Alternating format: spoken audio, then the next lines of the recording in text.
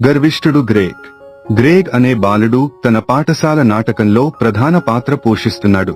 మొదటి రోజున ప్రదర్శన తర్వాత అందరూ చప్పట్లు కొట్టగా అతను గర్వంతో చెప్పాడు, ఇది అంతా నా వల్లే జరిగింది, నేను ఈ ప్రదర్శనకి హైలైట్ ని. ఇతర నటులు అతనికి ఒక బుద్ధి చెప్పాలని నిర్ణయించుకున్నారు. రెండవ రోజు గ్రేగ్ నాటకానికి సిద్ధమవడానికి వచ్చాడు, కానీ అక్కడ ఎవ్వరూ లేరు.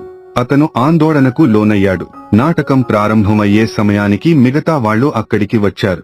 వాళ్లు నవ్వుతూ అడిగారు, ఏమయింది గ్రేగ్? నీవే కదా చెప్పుకున్నావు నేనే షో స్టాపర్ అని. గ్రేగ్ తన స్నేహితులను చూసి ఆనందపడ్డాడు మరియు తన గర్వం కోసం క్షమాపణ చెప్పాడు. తర్వాత మళ్లీ అందరూ కలిసి అద్భుతంగా నాటకాన్ని ప్రదర్శించారు. కానీ ఈసారి గ్రేగ్ విజయాన్ని అందరితో పంచుకున్నాడు. ఈ కథలోని నీతి, విజయం ఎప్పుడూ ఒక్కరి సంపత్తి కాదు, అది అందరి కృషి ఫలితం.